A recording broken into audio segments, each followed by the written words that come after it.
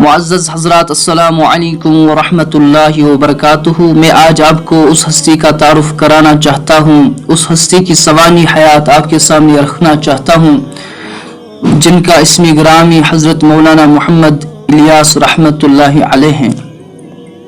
حضرت مولانا الیاس رحمۃ اللہ علیہ 1886 عیسوی میں اتر پردیش کے قصبہ کانلا ضلع مظفر نگر میں پیدا ہوئے۔ والد کا نام مولانا محمد اسماعیل رحمۃ اللہ علیہ تھا۔ ان کا خاندانی شجرہ حضرت ابوبکر صدیق رضی اللہ تعالی عنہ کے ساتھ ملتا ہے۔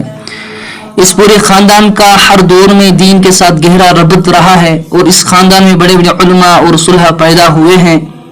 اس خاندان میں ایک ایسی ہستی بھی پیدا ہوئی ہے جس نے مولانا روم رحمۃ اللہ علیہ کی مثنوی کا 7واں دفتر لکھ کر مثنوی کا عظیم کام پورا کیا، اور ان کا یہ 7واں دفتر اتنا مقبول ہوا کہ ان کے علاوہ جتنے لوگوں نے 7ویں دفتر کو مکمل کرنے کی کوشش کی تھی وہ گویا اس دفتر کے سامنے معدوم ہو گئے۔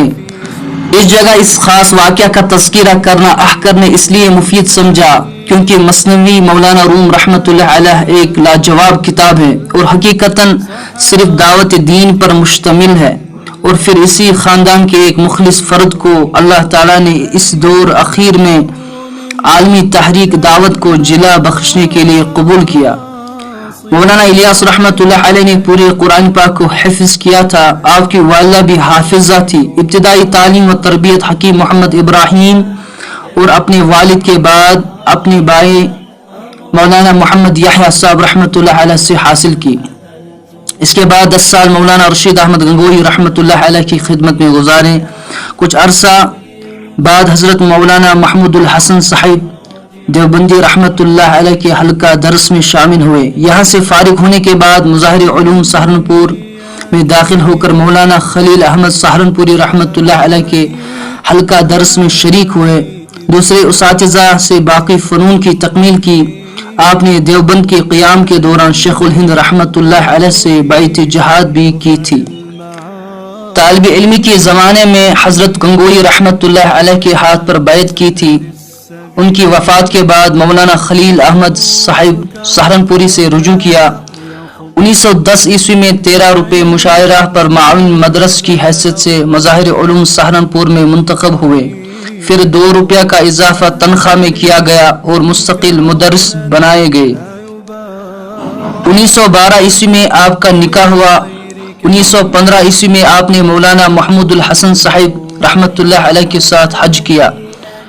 1918 عیسوی میں آپ کے بڑے بھائی مولانا محمد صاحب کا انتقال ہوا جو دہلی نظام الدین میں مسند درس سنبھالے ہوئے تھے۔ آپ کے ساتھ تعلق رکھنے والوں نے آپ کو دہلی منتقل ہونے پر اصرار کیا۔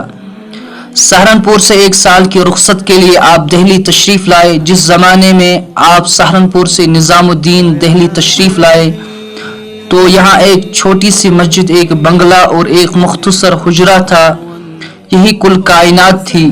قریب میں نظام الدین رحمۃ اللہ علیہ کی درگاہ تھی جہاں مختصر آبادی تھی اور گنے چنے مکانات و رہائش گاہیں تھی، باقی چاروں طرف جنگل اور سنسان علاقہ تھا۔ مدرسہ کی کوئی آمدنی نہیں تھی۔ اکثر فاقوں کی نوبت آئی۔ طلبہ اور مولانا جنگل کے خضرو سبزیوں اور گولر وغیرہ سے پیٹ بھر لیا کرتے تھے۔ نظام الدین مرکز سے کچھ دوری پر مقبرہ ہمایوں ہے۔ اس مقبرے کے پرے ایک ویران مسجد تھی۔ مولانا وہاں اعتکاف کرتے اور کچھ عرصہ مولانا پر خلوت نشینی کا یہ جذبہ بھی چھایا رہا۔ میوات میں مزید مدارس و مکاتب کا قیام۔ میوات دہلی کے قریب ہی واقع ہے جہاں مسلمانوں کی ایک خاصی تعداد رہتی ہے۔ نام کے اعتبار سے تو یہ مسلمان قوم تھی لیکن عملاً غربت اور لا علمی کی وجہ سے دین سے بے بہرا تھی۔ اسی علاقہ کے بچوں کو مولانا الیاس رحمۃ اللہ علیہ سے پہلے ان کے بڑے بھائی اور والد صاحب پڑھا رہے تھے۔ اس لحاظ سے ان لوگوں کو علاقے میوات والوں کے ساتھ ایک خاص طرح کی موانست ہو گئی تھی۔ یہ دونوں حضرات مولانا سے پہلے میوات میں دینی و اصلاحی محنت کا سلسلہ کر چکے تھے، لیکن جب مولانا الیاس رحمۃ اللہ علیہ نے ان کی ذمہ داریوں کو سنبھالا تو اس میں مزید اضافہ بھی فرما لیا۔ علاقہ میوات میں دینی مدارس اور حفظ قرآن کے مکاتب قائم کیے اور ان کے تمام تر اخراجات مولانا الیاس رحمۃ اللہ علیہ کے ذریعے پورے ہوتے تھے۔ مولانا الیاس رحمۃ اللہ علیہ کے انداز فکر میں تبدیلی کا آغاز۔ کچھ عرصہ کے بعد مولانا کو احساس ہوا کہ دین کی عمومی فضا اور اصلاحی ضرورتیں ان مکاتب کے ذریعے پوری نہیں ہو رہی ہیں۔ ماحول اتنا کثیف ہو چکا ہے کہ سال ہر سال تک دینی تعلیم حاصل کرنے والا نوجوان جب اس کثیف ماحول میں پہنچ جاتا ہے تو وہ پھر اسی رنگ میں رنگ جاتا ہے جو وہاں بہت پہلے سے موجود ہوتا ہے۔ اس لیے عمومی طور پر بھی دین کی اشاعت کی کوشش کرنی چاہیے تاکہ مدارس کے ذریعے نئی نسل میں دین آئے اور عمومی محنت کے ذریعے بڑوں میں دین آ جائے۔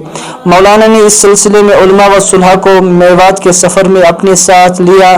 مولانا خلیل احمد سہارنپوری رحمۃ اللہ علیہ کو بھی علاقہ کا دورہ کروایا، اپنے متعلقین کو مولانا سے بیعت کرایا۔ اس کے بعد آپ دوسرے حج کے لیے مولانا خلیل احمد صاحب سہارنپوری رحمۃ اللہ علیہ کے ساتھ چلے گئے۔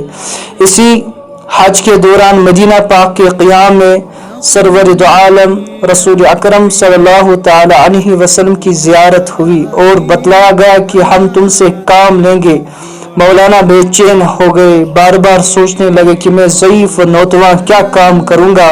مولانا حسین احمد مدنی صاحب رحمۃ اللہ علیہ کے بڑے بھائی سید احمد فیض آبادی رحمۃ اللہ علیہ نے تسلی دی اور خواب کی یہ تعبیر بیان فرمائی کہ یہ تو نہیں کہا گیا ہے کہ تم کام کرو، بلکہ یہ کہا گیا کہ تم سے کام لیں گے، بس مطمئن رہو، کام لینے والے خود ہی کام لے لیں گے۔ اس جواب سے مولانا کی پریشان طبیعت کو بڑا اطمینان و سکون ہوا۔ 5 ماہ قیام کے بعد دہلی واپس تشریف لائے۔ اسی دوران سہارنپور تشریف لائے اور ایک جلسہ 1930 عیسوی کو بعد نماز عشاء جامع مسجد سہارنپور میں طے ہوا، کیونکہ اس وقت مولانا کو تبلیغ کے متعلق طبیعت میں عزم بالجزم کا جذبہ پیدا ہو چکا تھا۔ اس طرح سہارنپور سے اس کام کا عملی آغاز 1930 عیسوی سے ہوا۔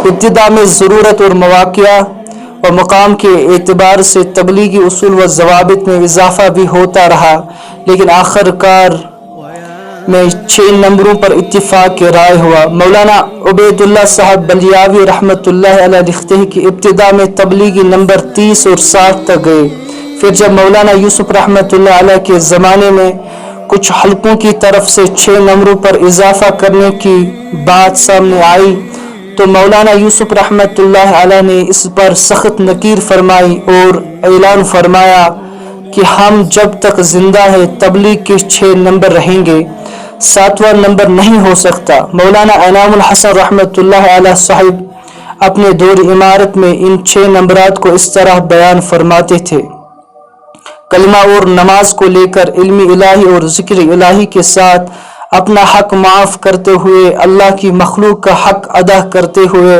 اللہ کو راضی کرنے کی نیت سے گلی در گلی پھریں گے، محلہ در محلہ پھریں گے، گاؤں در گاؤں پھریں گے۔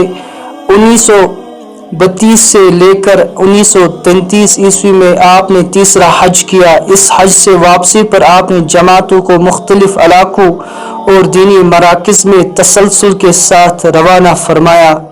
اسی دوران قوم کے خاندانی اختلافات کو ختم کرنے کے لیے پنچایتیں قائم فرمائیں۔ ایک بڑی پنچایت 1934 عیسوی میں قصبہ نوح ضلع گڑگاؤں میں آپ کی صدارت میں منعقد ہوئی، جس میں کلمہ، نماز اور عقائد کے تحفظ کا وعدہ ہوا۔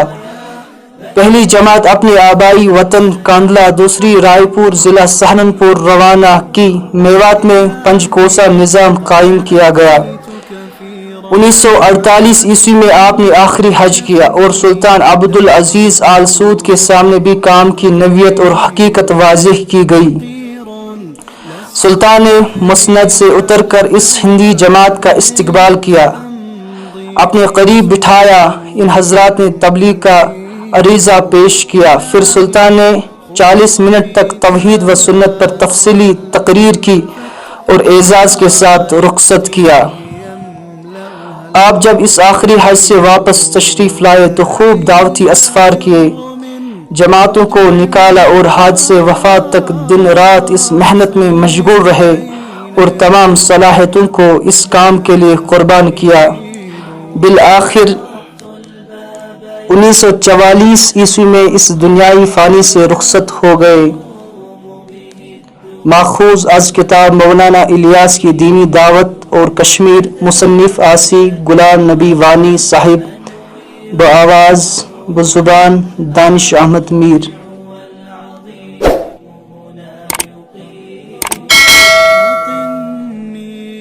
كريم ففي بكائي